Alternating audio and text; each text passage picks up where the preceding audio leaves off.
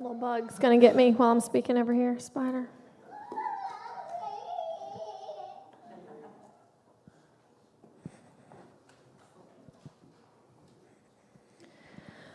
Well, those of you who don't know me, I'm a very planned person. I like things organized and very orderly.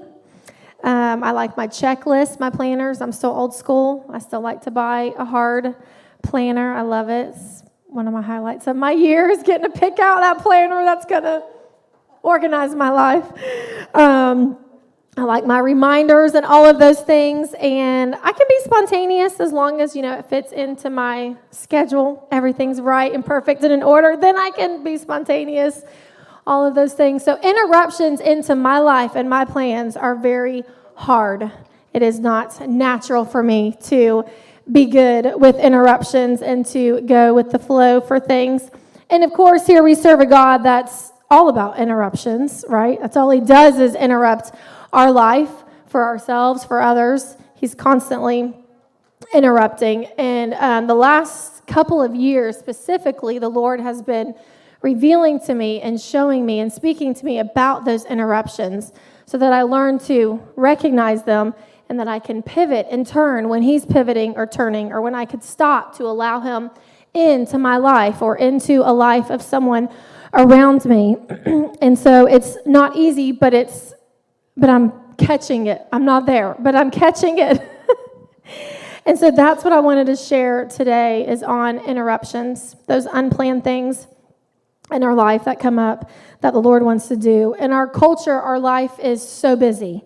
We have so many things going on, so many activities, so many events and things pulling on us, and even distractions. And those things can easily distract us or pull us from being sensitive to those interruptions the Lord has. They can pull us away from being sensitive to the needs of the people around us, of actually seeing people, seeing what they're going through, seeing their needs, their hearts. It can even pull us away from truly ministering the way that the Lord wants us to and loving people, because like me, I can become so goal-oriented and checklist-oriented that even my love for people can sometimes be a check mark, of like, okay, this is what I'm planning, this is what I'm doing. And sometimes God wants to do something different in those moments. And we read all the time, Jesus, he constantly said he only did what he saw the Father doing. He came to yield his life, not to his own plan, but to the plan of the Father. And so if he's saying that, he must have had a plan. He must have had an opinion. He must have had a thought. He must have had an idea that life was going to go in a certain direction. And so even he, as Son of God, had to constantly yield himself to those interruptions of the Father. And we can read Scripture so easily and think, well, of course, because he was ministering to people, like he's God, like, of course he's sensitive to others. But yet, if you really read and pay attention, over and over again, the Scripture says he was trying to sneak away. He was trying to go to a deserted place. He was trying to go and get a rest and pull away. Or he was going over here to a wedding, and now they're pulling on him to make something magic happen and create wine. Or he was going to a feast, and all of a sudden someone needs to be healed. So even he had to learn to die to his own will. And it wasn't just for those people he was ministering, but it also was so that the glory of God was perfected in his life and continuing to be revealed in new ways and stronger ways than had been before. And so if you turn to John 1,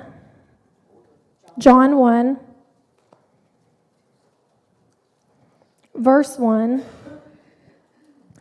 In the beginning was the Word, and the Word was with God, and the Word was God. He was in the beginning with God, and all things were made through him, and without him nothing was made that was made. In him was life, and the life was the light of men. And the light shines in the darkness, and the darkness did not comprehend it. And then if you'll skip over with me, skip over with me to verse 10. He was in the world, and the world was made through him, and the world did not know him. He came to his own, and his own did not receive him. But as many as received him, to them he gave the right to become children of God, to those who believe in his name, who were born not of blood, nor of the will of the flesh, nor of the will of man, but of God. And so here, the world can't comprehend him. His own did not receive him. Why? Because he came as an ordinary person, an ordinary life, nothing special. He didn't meet the expectations of what they thought the Messiah was going to come as, what he was going to do. So constantly their minds were baffled and offended by what he was doing because it didn't meet their expectations. It interrupted their plans. It interrupted their opinions of who the Messiah was.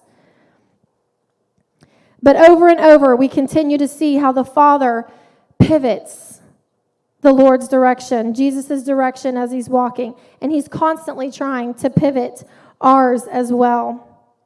Turn with me to Luke 8:40.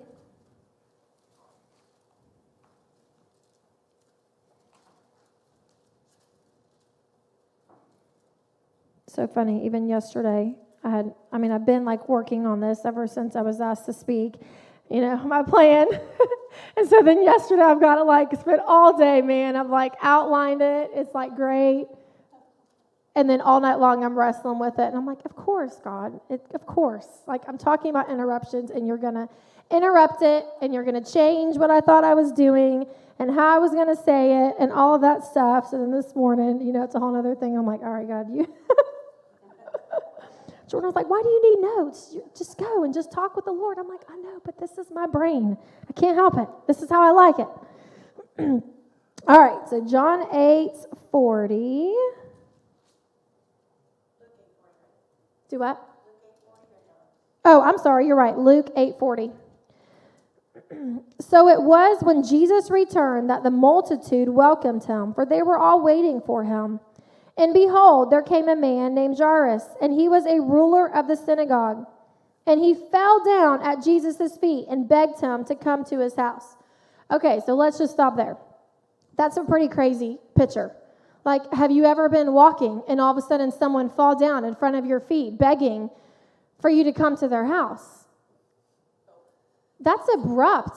That's 100% an interruption. I'm not sure what I would do. Like, oh my gosh, you crazy person, or what? Like, I'm going here. What are you doing? Get up off the ground. All of these things, so that was pretty abrupt. So then it goes on and it says, for he had an only daughter about 12 years of age, and she was dying. But as Jesus went, so here he's going to go, and his heart is moved with compassion for him and his daughter. But as he went, the multitudes thronged him. Now a woman having a flow of blood for 12 years, who had spent all her livelihood on physicians, could not be healed by any, came from behind and touched the border of his garment, and immediately her flow of blood stopped.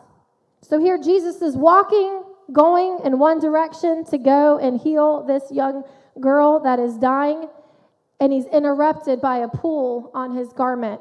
I don't think it was just like a little. I think it was like a pretty desperate far reach to touch him. And his heart was moved. He pivoted because the Lord's heart pivoted. He could have been like, oh no, man, this girl's dying. I got to get here. This is what the Lord wants. And the Lord did want him to go to this girl. But in going, the Lord still pivoted him to pause for a moment to turn his heart towards this woman who was desperate for a touch from the Lord. And so it's easy to think that, man, Jesus was like, okay, today I'm going to wake up and I'm going to heal 3 people. I'm going to raise the dead. I'm going to go this way, and then I'm going to turn this way. And it's just like life is like this wonderful, beautiful dance, right? But it's not. We're seeing it's abrupt. It's like, bam, and you're, like, stop, turn, pivot, move, like, I'm like a football player or something when I read this, like, which way are we going? And that's how I feel when interruptions come. It gets crazy in my head, I know when I'm trying to concentrate and Lincoln is like running around or we're doing school, my brain can't think, with those interruptions. But I have to realize for him that sometimes it's how he's learning or how he needs to move or whatever it is. Keep focused on what is my task or what does the Lord have me for. So, it's crazy then seeing all these pivots and turns in Jesus' life over and over again and how he has to continue to yield and put aside his own to follow. And he didn't just have to put aside his own will, but he also had to put aside the will of others, the expectations of others, because how often did he have the temptation to try to meet their expectations of who the Messiah was, of what even he was taught growing up as a child, of what the Messiah was going to look like, and all of those things. So he had to put aside those expectations as well to do the will of the Lord. A couple years ago, I got to go to School of Life in Phoenix with Brad, and we were talking about the body and how if we really want to know the Lord, we have to know each other. We have to start seeing Jesus, the created, the image that we're all created in. We have to start seeing that in others and recognizing it. Whether they're a believer or non-believer, just begin to see the Lord, his creation, his image in the world around us. And so, of course, it's very challenging. And I was there with my niece, and so we're hearing this, we're getting stirred, we're getting excited, man, we're going to see Jesus today, how is he going to appear? What is it going to look like? And so we go on a hike, and we're hiking, and there's tons of people, and it's great. And all of a sudden, everyone's ghost town. We're like, where did everybody go? And we also thought our hike was a mile, and it ended up being 5 or 7. And we weren't prepared for it. And it's starting to get dark, and our cell phones don't work. And we're like, oh my gosh. And all of us, we had noticed this guy coming towards us, exiting, going back where we came from. And he had this hoodie on, and he was kind of just walking by himself and going. And, you just kind of thought he looked a little out of place. No big deal. Well, all of a sudden, we turn around. Again, it's ghost town, and he's behind us. We're like, oh my gosh, serial killer? He's going to kill us. How am I going to protect my niece, I'm like, oh my gosh, our phones aren't working. Is there a rock I can grab, What can I do? And we finally get to the end of where we're going, the big epiphany of this hike or whatever, if you will. And he meets up with his mom and the rest of his family. And I'm like, oh gosh. And we look at each other and we're like, we just missed the Lord, didn't we? That probably was Jesus, and we just called him a serial killer, So then the Lord so graciously gives us another chance. And it's late as we came home from the Grand Canyons. We're flying out the next morning, and we're unloading our bags out of the car. And the hotels there in Phoenix, it's out. I don't know how to explain it. It's rooms on the outside. It's open on the inside, out to the world. And there's little gates that you can go in. So you can come in anywhere. It's not like you have to come in through the front lobby to get to the building. There's all these extra gates and courtyard areas to come in. So we're on the back end of the property, and no one's around because it's super late. And we got our hands full, and we're going, and all of a sudden this man is right there in our face. And he's like, do you have any money or whatever? I don't know. Ask for something. I don't even remember because I was so terrified and I was so freaked out. And I was like, no, no, oh my gosh. I'm like, sorry, we don't. I'm like, hurry up, we got to get to our room, get another serial killer. And so he walks away, and we look at each other, and we're like, was that the Lord? Did we just miss it? And I'm like, okay, put everything down. Where's money? Let's find money. So I find money, and he is so far gone in a split second. So I'm running after him. I'm like, excuse me, sir. And he's like, yes. And I'm like, I am so sorry. I said, you startled me. You scared me. It caught me really off guard. But I am so sorry. Here you go. And he just said, thank you for giving me hope. And I remember his eyes were so pure, just pierced my heart. And I was like, man, I could have missed that. And I almost did. But the Lord gave me that chance to love him, to love the Lord. Whether that man was actually Jesus or not, I don't know, but Jesus was in him. And I had a chance to stop what I was doing, to lay aside my perceptions or stereotypes or fears, whatever, to pivot with the Lord and to love. And I've never had someone say, man, thank you for giving me hope.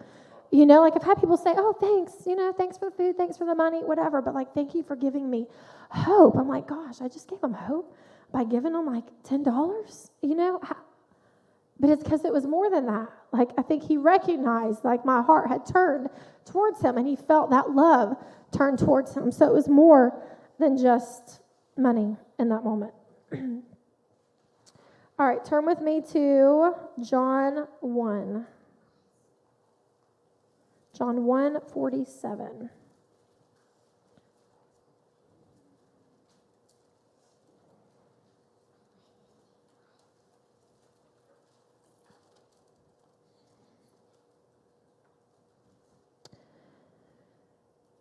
Actually, John 1:43, I'm going to start with. The following day, Jesus wanted to go to Galilee. Where did Jesus want to go? Galilee. Okay. And he found Philip and said to him, follow me. And now Philip was from Bethsaida, the city of Andrew and Peter. Philip found Nathanael and said to him, we have found him of whom Moses in the law and also the prophets wrote, Jesus of Nazareth, the son of Joseph. And Nathanael said to him, can anything good come out of Nazareth? Philip said to him, come and see. And Jesus saw Nathanael coming toward him and said of him, so here's an interruption because Jesus is ready to go to Galilee. And here comes Philip, who Jesus has told to come follow him, but he's out getting somebody else to come and join them too. Behold, an Israelite, indeed, in whom is no deceit. Nathanael said to him, how do you know me? And Jesus answered and said to him, before Philip called you, when you were under the fig tree, I saw you. So there was another interruption. Jesus at some point had seen him before, or even right then, had to interrupt his plan and his conversation to see what the Father was highlighting, which was the man under the tree.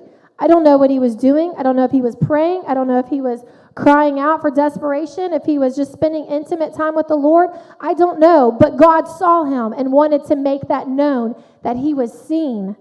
And then I think it's interesting that he says, behold, an Israelite indeed is whom is no deceit. Maybe there was no deceit, but I know no matter how much I love Jesus, there's still deceit in my heart, right? There's still deceit that I'm constantly trying to overcome. And so what was Jesus saying except for he was speaking into the image of God in him? He was seeing something in him. He was seeing something greater that maybe Nathanael did not even know or see himself. So bam, another pivot. How many times does someone come to our minds? Someone's brought to our heart, but life is busy and we think, oh, we'll call them later. We'll text later. Maybe we're shopping and we see something like, man, that really makes me think of so-and-so. Those are pivots of the Lord for us to stop for a moment. We have no idea what it may mean to that other person and also what it's doing in our own life to mature us and perfect us into the image of God. I remember at Moravian Falls at the couples retreat, Jordan and I were handling the food and we had come up early to prep everything and organize everything. And as I'm there serving behind the scenes, like not even everyone's there yet, this friend Liz, she comes to me and she says, I see you. I see you. I see what you're doing. And it took a second for her to say it. Yet it was like, okay. I didn't need like recognition for it, but it was like she was acknowledging the gift that I was bringing to the table to love the people that were coming and to serve them, and she saw it. Her life pivoted for that moment to speak just 3 little words to me. The other day, I had my plans of what I needed to get done before the week started, and I had a lot. My house was a mess. The laundry was crazy. My dishes were everywhere. If you know me, laundry and dishes are not my friends. They normally pile up before I tackle them.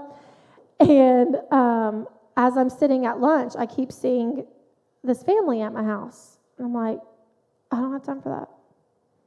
But I keep seeing this family at my house. I'm like, oh my gosh, I can't do that. Like, this stresses me out. Lord, this is like an interruption to my plan. Are you sure this is really you? and really what you want, because I got things I got to get done. My checklists are not checked off, But I kept seeing it, and I had to pivot and change, and I was like, all right, Lord, if this is you, you know how we like to do.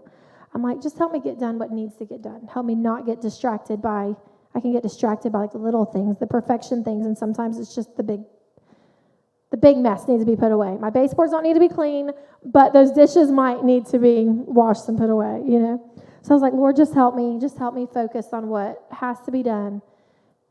And when that time's up, because you're right, I need to have this family over. And it was just so fun. I got it all done. I got out there, I played with the kids, and I just had a good time. We all had a good time, and it was just a sweet moment to see my life yielded. And I don't know really what the purpose of it was, other than for me to stop my life and allow people to come in. And I guess that's pretty important. And that what it's about is stopping so we can let people come in, let Jesus in. That's true. That is true. I remember even one time I was in Master's Commission. So in high school, I was really wild. Just wild. That's all I'll say. You can put the pieces together there. Crazy, extreme. I'm extreme. I like to be really organized. Well, when I was wild, I was really wild too. And but yet I had grown up always having a heart for the Lord. I always wanted Him. So in high school, it was always this this struggle of who I knew I wanted to be, but yet who I was being. And so I had an opportunity to go to Master's Commission, which is a Bible training, ministry training program. And you live there on campus, and your whole life is just wrapped up in church and ministry and spending time with the Lord and all of those things. And so I'm there in my first just few days of being there, and we're alone, having just worship time as a group and prayer time. And I'm like, I don't belong here. These people knew, if they knew what I have done, what I just was doing the week before I came, I would not be here. I would not be here. And so I'm like, screw it. I'm out. Peace out. I don't say anything. Everybody's worshiping. No one's paying attention. They're all focused on Jesus, right? And I'm like, I'm exiting out the door. I'm going to go grab all my stuff from my room, and I am hightailing it out to go back home. And as I walk outside, this guy comes out, and he's like, hey, what are you doing? I'm like, I'm leaving. I'm out. He was like, but you belong. He saw me. He saw me. The Lord pivoted his time with the Lord, his intimate worship time, pivoted his attention to me to come and rescue me so that I would stay put and be there where I needed to be. He saw me, and I'm thankful for that. But who else needs us to see them? And not with eyes of judgment, because, oh my gosh, they all could have totally have judged me a million times over. And it's easy to see people in the eyes of judgment and our opinions and what we think is wrong, how they've broken the commandments. But yet, we've got to constantly making sure that our eyes are on the Lord and that we're seeing them through His eyes, through eyes of love. Because when we do, it changes us. It changed me when He saw me through the eyes of love. He didn't know me. He didn't know anything good about me. But yet He saw me through the eyes of love, and that changed me. And I know when I see people through the eyes of love too, and I lay aside my stereotypes of who I think that they are, I'm changed. My heart has changed. I have found that the more I yield to these interruptions that the Lord has placed in my life, the gap, the divide between me and I'll say the world, me and others, me and this person that I have an opinion on, or whatever it is, or these types of people, or situations, whatever it is, that divide begins to shrink every time I allow the Lord to interrupt me and I yield to His love, and I no longer see this person or this type of person or this situation from a judgment standpoint, but now that point on, I begin to see it always through the eyes of love. So it changes me. That divide shrinks. I mean, even the other day someone had posted something, and I didn't like it. They were coming against other believers, for doctrine, being like doctrinally incorrect. And I don't know if they were true or not true. It hurt my heart that we were attacking. Like, let's talk about Jesus, And I wrestled with it. I'm like, do I respond? Do I not respond? And I responded privately, not publicly. I was being a pat on my back, not really. Fail. And I wasn't mean, but I was just like, I don't know, maybe they'll see a different perspective. My heart was really right. I loved this person. I loved their post normally. And this one just really hurt me. And I was like, okay, So I posted, and she came back and really was kind of like, thanks, but no thanks, sort of, dismissed it. And immediately I wanted to get offended, like, oh my gosh, you're missing Jesus because you want to, judge other people. Like, I'm like, but yeah, that's what I'm doing right then too, is judging her. And so, but as I wrestled with it, I'm like, my heart just left her. And I'm like, okay, God, I got to let go of this offense. She, whatever. Maybe I was wrong for saying anything. I was. And, but I'm like, I gotta love her instead of being on my high horse that I know it all. And here, I'm past this phase of my life of judging other Christians like I used to. And so I have to give her the same grace of maturing and of learning and let the Lord, reveal himself to her. And my heart just, every time I think about her now, it's not a heart of offense. It's not a heart of better than or I know more than. It's just the heart of loving another person who loves Jesus too and who's on this journey with me and with all of us. Okay, John 8:1.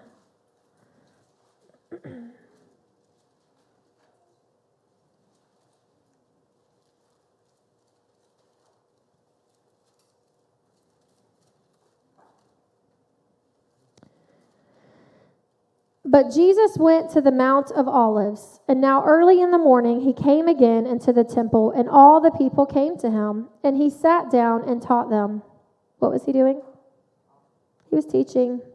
That's what he was doing. Then the scribes and Pharisees brought to him a woman caught in adultery. Here they go. Here's that interruption. Here's that pivot. And when they had set her in the midst, they said to him, Teacher, this woman was caught in adultery in the very act. Now Moses in the law commanded us that such should be stoned. But what do you say? This they said, testing him, that they might have something of which to accuse him. But Jesus stooped down and wrote on the ground with his finger as though he did not hear. I don't know what he wrote on the grounds, but I think that he was making sure he heard the Lord, the Father, before he opened his mouth to respond. I'm sure he had what he maybe would have liked to have said in that moment to those people. But he kept his mouth shut so that he could hear the Lord. So when they continued asking him, he raised himself up and said to them, He who is without sin among you, let him throw a stone at her first. And again he stooped down and wrote on the ground. And then those he heard it, being convicted by their conscience, went out one by one, beginning with the oldest even to the last. And Jesus was left alone, and the woman standing in the midst. When Jesus had raised himself up and saw no one but the woman, he said to her, Woman, where are those accusers of yours? Has no one condemned you? She said, No one, Lord. And Jesus said to her, Neither do I condemn you. Go and sin no more. So here's an interruption. But he leans into the Father to hear how to respond and what to say. And this story, for me, makes me think of, so after Master's Commission, right, when it got over, and you return back home for the summer, till you come back for a second year if you want, and or go on with your life. As soon as I got back home, I went right back to all my old ways, fell right back into it, thought I was strong and high and mighty because I had just spent this whole year consecrated to the Lord, and get there and get knocked off my feet. And there were the youth pastors at the time, Rusty and Julie, at Master's Commission that I had trained under and that they had mentored me, and I had helped them. They were, teaching me how to minister and how to minister to youth. And so they were a significant part and an authority figure in my life. And so I was at church one Sunday, and he walks up to me and he says, "Pack your things. The Lord gave me a dream last night of you. I know everything. Pack your things. You're moving in with me tonight. If I need to call your mom, let me know. I'm happy to talk to her, but you're moving in with Julie and I tonight." I was like, "Okay, yes, sir." Like, you didn't say no to Rusty. He would whoop your butt, literally. And, here is an interruption. This man is sleeping. And God interrupts him to give him a dream about this hot mess, and then tells him what to do to rescue me, to help me. And so I move in with them, and they had 2 kids, 2 teenage kids. So I'm sharing a room with the daughter. And for 3 months, I lived there. I watched their life. I watched how they loved each other. I watched how they joked around. I watched how they disciplined, corrected. And I was a recipient of it, too. I mean, he would not let me get on the motorcycle with Jordan at 19 years old. He was like, "Sorry, Jordan can bring his other vehicle. You're not riding on a motorcycle. I don't care what your mom says. You live in my house." I was like, man, this is awful. I'm not so used to all this kind of stuff. I would work out with his wife every day, and, oh, man, it was, so intense. So, your muscles would be so tight and so sore. And he would come up behind me and, Charlie horse me right in my leg, Same way he would do with his kids. Silly things, but it was love, I was part of the family. I would watch and hear, the struggle between them and their kids, of the kids wanting independence, or the kids trying to maybe break rules, or, whatever, wanting to do something different than what their parents want, and seeing the wrestling of Julie, the mom, and how she was handling it, or how her heart would, maybe be hurt over a situation with her kids and different things. And so in 3 months' time, my life was completely changed. I never went back to even desiring drugs in the life that I was living. Never even was a thought. My relationship with my mom had been so broken. It was so not good, not healthy. But watching this mom loving her kids and how close I was with this mom allowed me a perception that I couldn't see by myself as a daughter. Now I could see from a mom beside me. And so it completely restored my relationship with my mom. This man who loved me as if I was his own child for just 3 months completely restored and filled the void that I had in my life of not having a father growing up. Completely, where I never felt that emptiness of not knowing what it was like. Because in 3 months, I knew what it was like to have that love, who would love you no matter what, no matter the hot mess I was, no matter if I messed up while living with them. He was there to correct me. He was there to give me a Charlie horse. He was there to bear hug me as tight as he could. He was there to cheer me on, all of those things. And it was completely restored. And even, I had just growing up, just so much pain and rejection and unhealthy relationships. So, man, if someone got close, I was the first one to back away, pull away, cut it off, move on, because I learned to protect my heart. I didn't want to go through that again. I didn't want to hurt. And so this was also the time that Jordan was hot and heavy pursuing me. And I'm like, he's just another crazy boy, because he was crazy. And call him a wet noodle, And I remember he pinned me in the corner one time because he kept all of his equipment there. So even though I was running from him and I had cut him off and was even, starting to date another person because it just was running away. I couldn't have that. I couldn't have him hurt me, And, but our relationship started growing again, and we became close friends again because we were really close when I was in Master's Commission, though I was warned to stay away from Jordan because he always liked the Master's Commission girls. There was always one he was going to pick out. So you never took him seriously, But he always would say, since the day he met me, that he was going to marry me. I'm like, whatever, funny. Anyways, so here I am at Rusty and Julie's house, and he pins me in the corner. And he's like, "I love you. Just give up. Give up. I'm going to marry you. I really love you." And the moment I knew that was the Lord. Like, give up. I love you. I'm here. I'm not going anywhere. I don't hurt your heart. And I also knew that Jordan was true. So then the rest was history. We got married, and almost 19 years later. So the Lord restored so much in like 3 months of my life, all because this man allowed his life to be interrupted to reach out to a crazy girl and bring her into their home to totally disrupt their life and their way to rescue me. And so here, the enemy wanted to condemn me. Here you go. This is what you're always going to do. You're always going to go back to it. You're always going to fall back to your sin. You're not good enough. All of those things. But instead, the Lord had something else. He was just like that adulterous woman. The Lord didn't condemn me.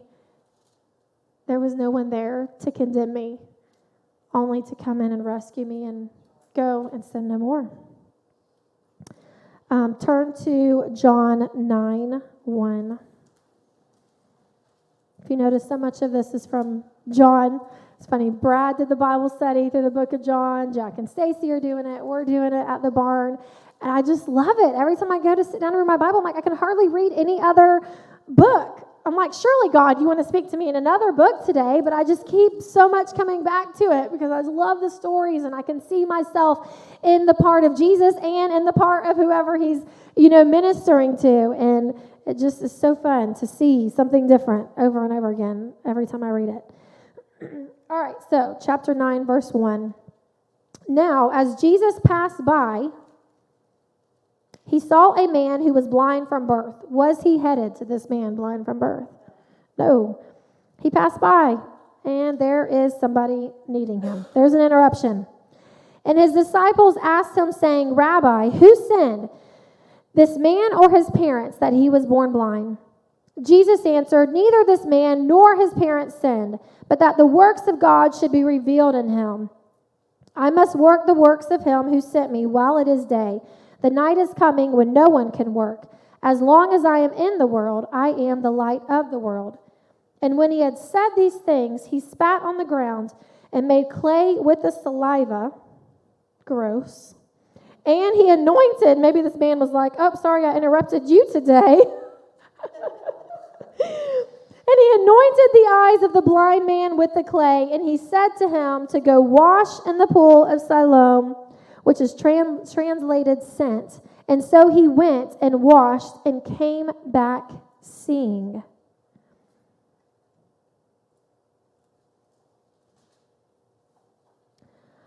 I'm going to give a different thought to this story. As we were in Bible study, reading this, I immediately had this time lapse.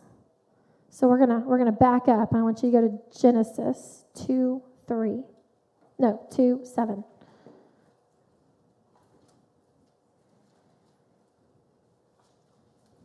While we're turning, you read that, and you were talking about how, he was just going by, and they were like,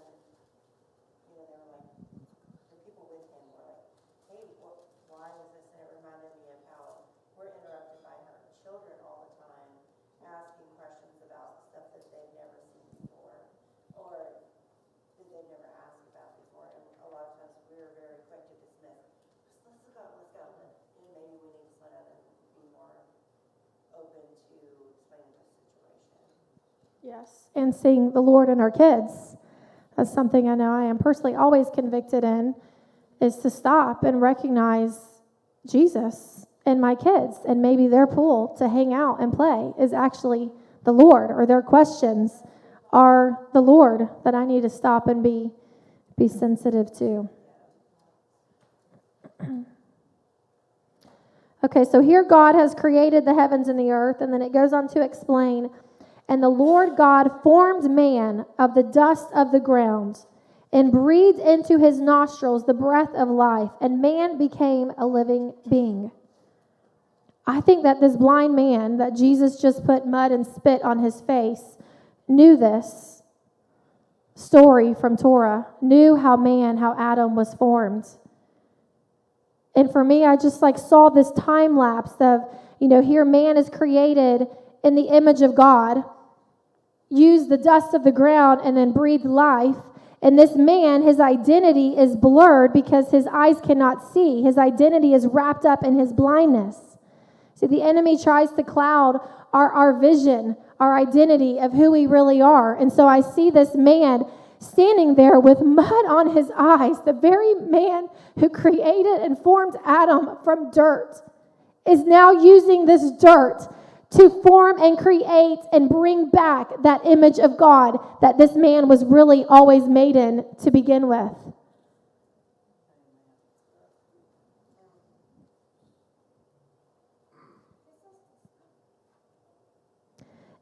In the story of the blind man, Jesus had just escaped from a mob that was wanting to stone him. Do you think he was really wanting to be around other people? But yet, bam, another pivot, another interruption to recognize this man as he was passing by, to see an opportunity to restore identity, not just sight, but identity, to restore back to perfect what God had made in the garden in this man. Yeah, because when the man comes back from washing his face, many people don't even recognize him anymore. He's restored. Correct. And it's true. As we turn, our countenance changes.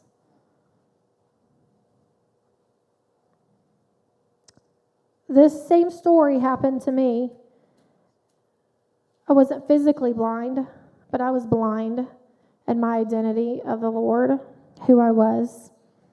At the couples retreat a year and a half ago, I was there in Moravian Falls, and all these wonderful stories happen and take place and are shared of all these incredible encounters with the Lord. And I'm like, Lord, I don't need an angel or any of that scary stuff of how you like to appear. I just want you. That's it. Just show up peacefully with me. I don't know that I want to see a Moravian appear on the porch or whatever all these stories are. I'm like, it will scare me. So I'm fine. I just wanted Jesus, just wanted time alone with him. I didn't have my kids and with me. And so it just was a sweet, precious time for just me to hang out and relax and just be Holly and not all the hats that I normally wear. And Jason Lee Jones was leading worship for us in our sessions together. And one day I was like, oh man, I really felt in my spirit this song. I just kept feeling it. I kept feeling it. And he was like, oh my gosh, I was feeling that same song, but I've never done it before. I haven't sang it before. And I was like, oh, okay, cool, no big deal. So the next day, the crew is cooking. And so Jordan and I had prepped all the stuff and everyone knew what they wanted to do. But there was another refrigerator downstairs in the basement with some extra food, and I thought, I'll just go help them out. I'll go grab it, bring it back up to them to make it easy so everything's there. And as I go down, Jason is there, and he's going through the set for the night. He's warming up, he's going through the song list, and he is singing the song that I had just mentioned to him the session or the day before. I don't know, your time blurs together when you're there. And I didn't feel anything. I didn't feel the Lord, but I just heard the Lord pivot me and tell me to stay and to go stand by him close to where he was singing. And so I'm standing there and I'm like, I love the song, but I'm like, I'm not feeling anything, but okay, Lord, I'm standing. I'm supposed to be bringing the lemonade. They're waiting for me to bring the lemonade or whatever it was back upstairs. They're going to wonder where in the world I went, but I'm supposed to stay. And he just keeps going, and he keeps singing, and he goes from song after song after song. There's only one other guy in there, and he's laying on the couch. And all of a sudden, man, I am just slammed with the Lord. I don't know if my body is about to burn up. It feels like it's being electrocuted, electrified. It's like I need it to stop, but yet I don't want it to. It is just so intense, his presence and what he was doing. And he gave me this time lapse.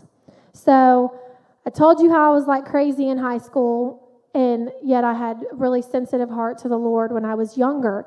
I mean, from the time I was young, I always had a heart for the Lord. I wanted to minister. I wanted to share his word. I wanted to share his love with people, and it was so pure.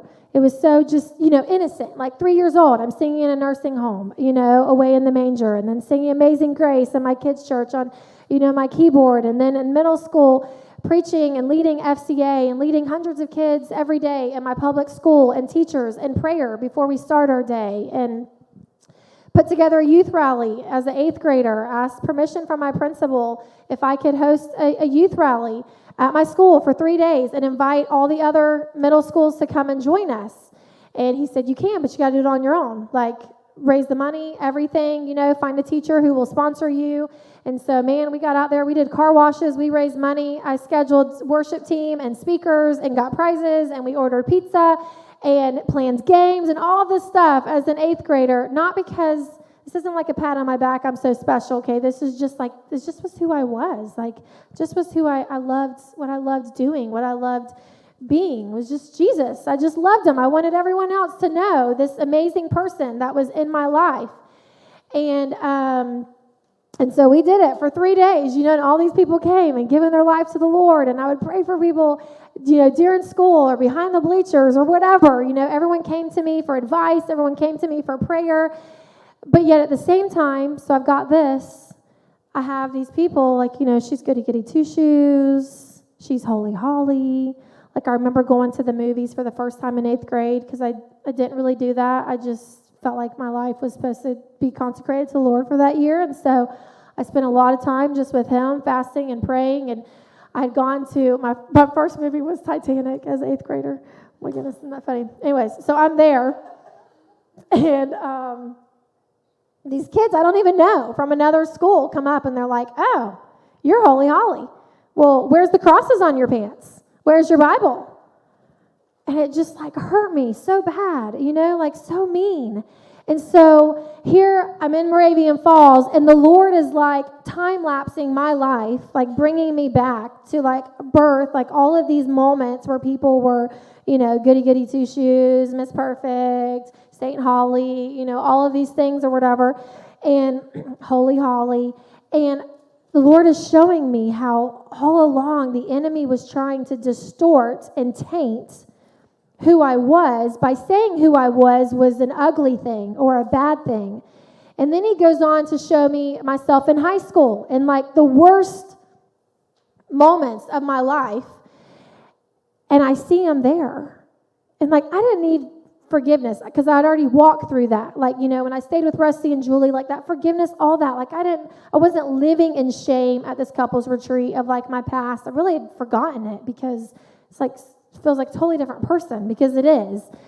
But here the Lord showed me this glimpse into this moment, and I'm like doing the most vile and wicked things you could think of, and Jesus is there, and his eyes towards me, his love, his opinion towards me is Holy Holly.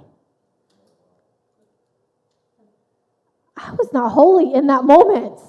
There is nothing holy about that moment except for the way Jesus saw me. And so here, just like this blind man, God, as I'm here laying on the floor, bawling my eyes out, shaking, I don't even know what to do with my body. Do I sit down? Do I stand up? Do I lay down? Because it's just going crazy on me. I have like no control over what the Lord is doing. He's just burning up, healing, whatever he was doing. It was beautiful and crazy and intense. And but the Lord was restoring me back to how he had originally created me, that I always have been that. And then even he showed me another glimpse when I then came to the Lord and was a youth minister and was preaching and was doing all these incredible things in our community and, at the peak of my ministry, if you will. And he showed me how the enemy was still using my identity against me to try to distort it. And that was now, it was like, oh, well, in order to be Holy Holly, you have to strive for it. You have to do it. You have to be perfect. You have to do this, stress this, pray this many times, spend this much time with the Lord, do this ministry, do this outreach, attend church 50 million times in every conference and Bible study and all those things. So then it was like, okay, he couldn't get me to like sin anymore in my old life that way, but he could sure try to distort the pureness of me just following Jesus by making me run around like a crazy person with my head cut off, to do all these other things. And so the Lord just kept bringing me through like this whole thing of my life of how the enemy just constantly wants to rob our identity and distort it and make us think it's bad and it's ugly and that it's not good enough and that it's, whatever, this awful thing. And yet the whole time the Lord was saying, Holy Holly, you're Holy Holly. It's who I made you to be. It's the attribute I put in you. It's my image in you that I'm seeing every time I look at you is Holy Holly. And so just like the blind man in that few hours of time span at that retreat, the Lord interrupted me getting lemonade to put that clay back on my eyes and restore my identity and who I was, who I am.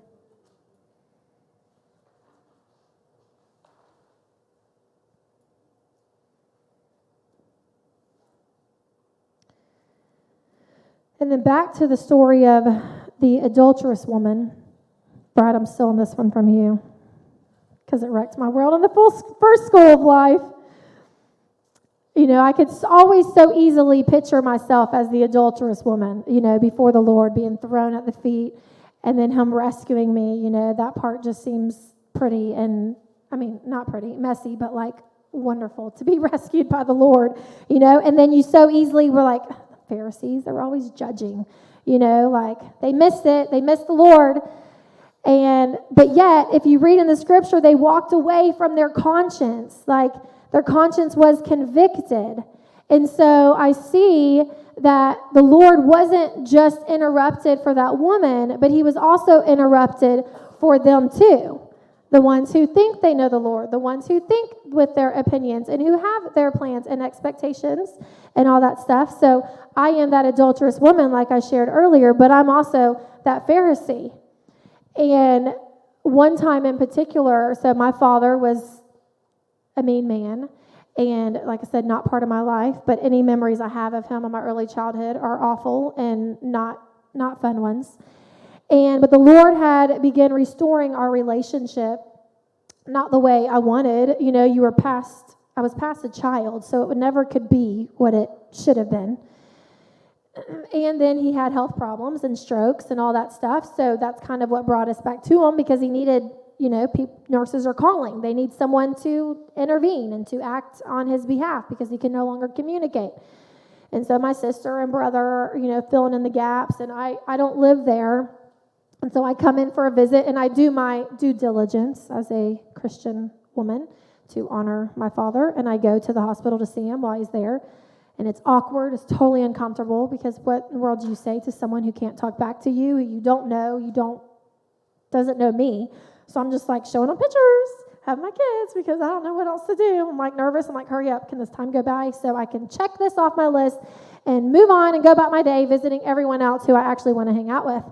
And my brother shows up, my older brother shows up, and my father, I guess, apparently always liked a clean shaven face, and in the hospital, they miss that often. They've got so many things to do. They're not doing those kind of things regularly or as often as maybe my dad would like. And again, my dad can't voice this. This is just something that my brother knows about him from the little bit of time that he had with him or restored with him, or just maybe even recognizing that he always had a clean-shaven face, so maybe just recognizing that was his preference. I don't know.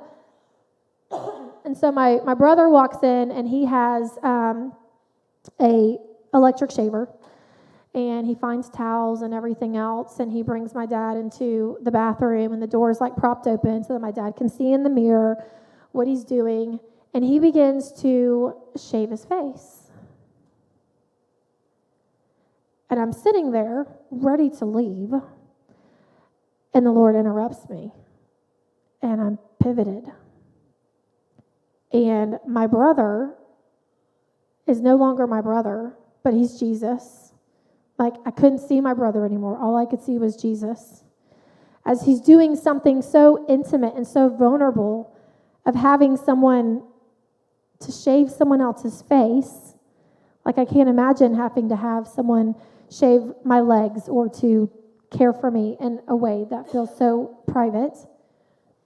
And so I'm watching him do this, and he's not just doing it quick to get it done, because that's what I would have done. If I had done it, it would have been like, okay, done, see ya.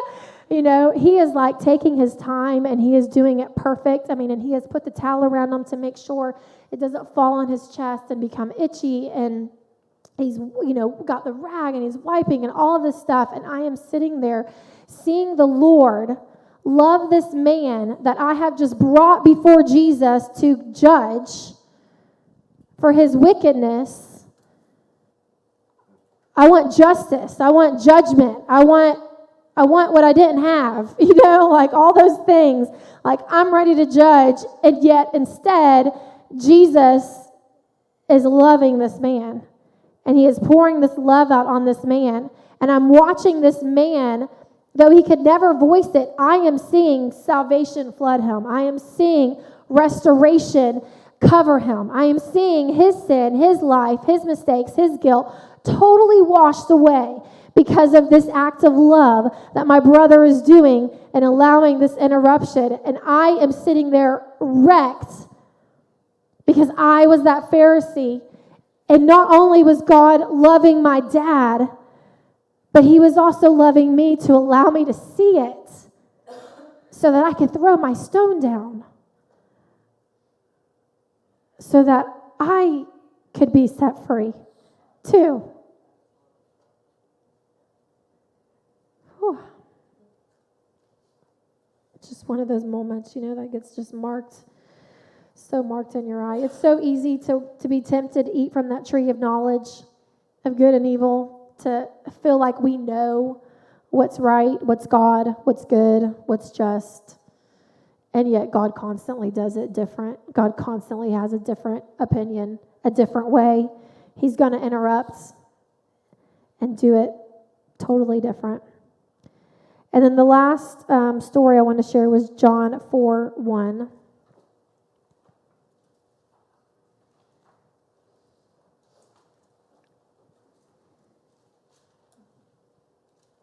Therefore, when the Lord knew that the Pharisees had heard that Jesus made and baptized more disciples than John, though Jesus himself did not baptize, but his disciples, he left Judea and departed again to Galilee. So here you see he's leaving Judea and he's going to Galilee. And he needed to go through Samaria. This part is interesting because the fastest way from Judea to Galilee is through Samaria. But the Jews did not go through Samaria because there was such a hatred towards them because they had married foreigners, so they thought they were tainted and thought of themselves as better and higher. So they would literally take the long road to go around. But instead, here we see Jesus interrupting, pivoting, not meeting the expectations of man and of his culture, but instead going through Samaria. So he came to a city of Samaria near the plot of the ground that Jacob gave to his son Joseph, and now Jacob's well was there. Jesus, therefore, being wearied from his journey, sat thus by the well. It was about the 6th hour. A woman of Samaria came to draw water, and Jesus said to her, "Give me a drink." For his disciples had gone away to the city to buy food. Then the woman of Samaria said to him, "How is it that you, being a Jew, ask a drink from me, a Samaritan woman? For Jews have no dealings with the Samaritans." Jesus answered and said to her, "If you knew the gift of God and who it is who says to you, 'Give me a drink,' you would have asked him, and he would have given you living water." How many times in my own life do I think I'm the one giving water to Jesus or to somebody, lending out the hand, giving the help, meeting a need? But in fact, it's actually the Lord giving me those living waters through that person.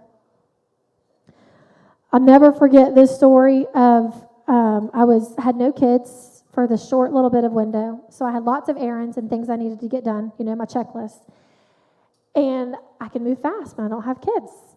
And so I'm coming out of Dollar Tree, booking it to my car, and as soon as I walk out, there's a homeless man sitting there, and he's not asking for a thing. He's just sitting there.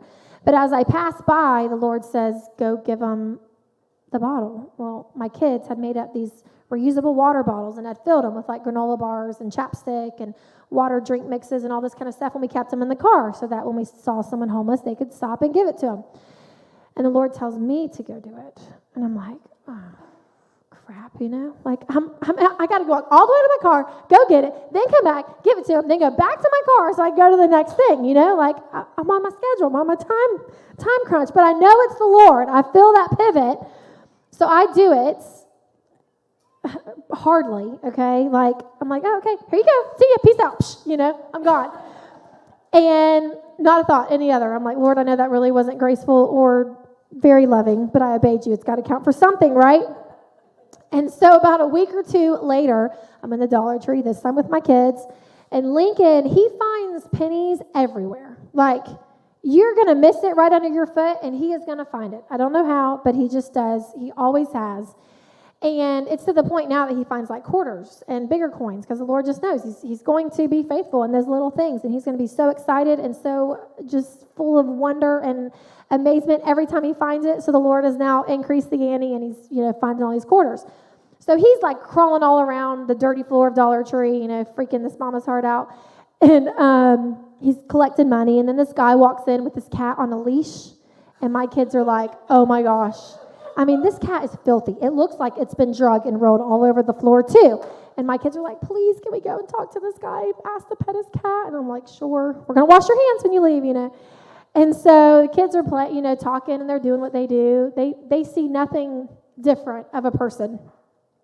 And so they're chit-chatting and just having a good old time and loving this cat. And then we're checking out. And as we're in the checkout counter, the man comes up to Lincoln, and he says, hey, I saw you collecting the pennies on the ground. He said, I got this change back from, my transaction, and I want you to have it. And Lincoln's like, I can't have that. No, that's okay. Because he now perceives that this man is, homeless or in lack. And he's like, no, you don't understand. I have holes in my pockets. I'll lose it. I want you to have it. I've seen you. I saw you. And I said, it's okay, Lincoln, So Lincoln takes the money. I'm still not putting two to two together, okay?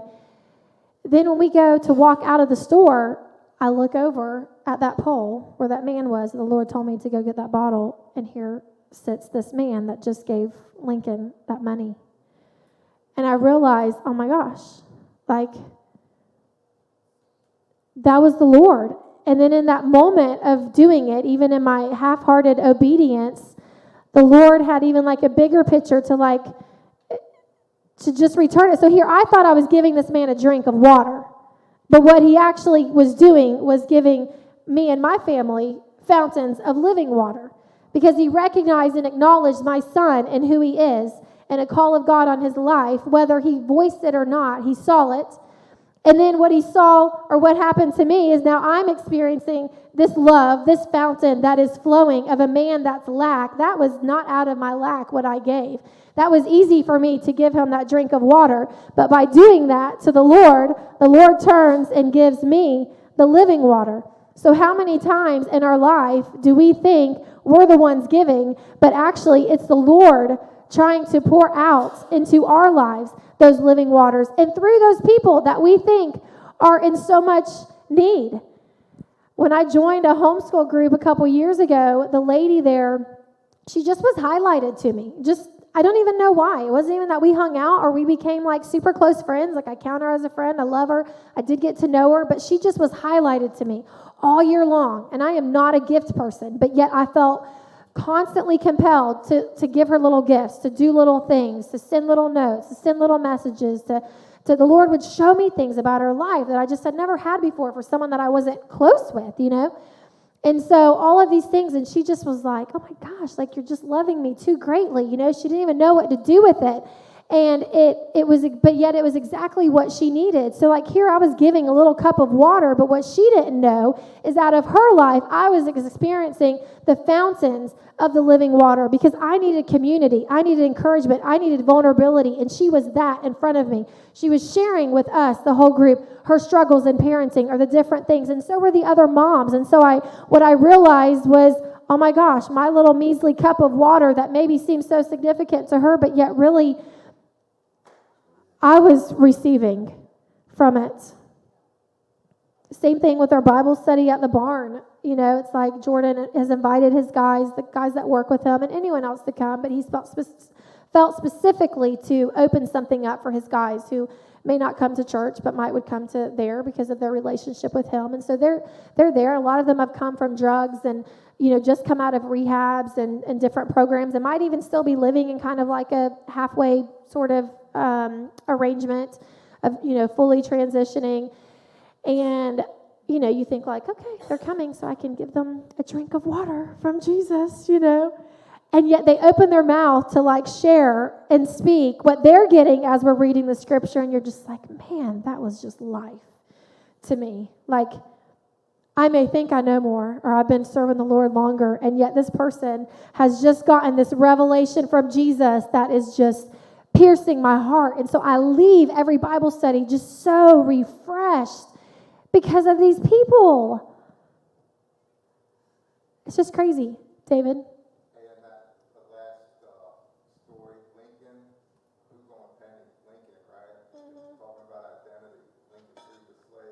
Oh my gosh, I didn't even think about that. That's pretty cool. And to add to that, Lincoln's name was picked out when I was pregnant with Annalise. Lincoln is 3 years younger than Annalise. So as soon as I got pregnant and found out I was a boy, there was no researching for a name because we already knew his name was Lincoln David, and the Lord had told me he would be a world changer. And of all things, he was born exactly 2 weeks early on Abraham Lincoln's birthday. Like, crazy. Anyways, so my challenge for us, hope you will join me in my journey, is just to keep recognizing those interruptions from the Lord that he puts in our day as we're going about our ordinary life, that we would be sensitive to stop and pivot and turn to who he highlights in our life, and that we would yield to his moving and just be an example of his love. So, thank you guys.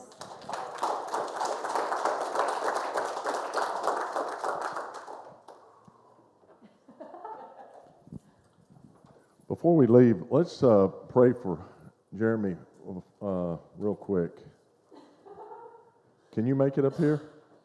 Come on. Those that don't know, he's going through chemo treatments, and I know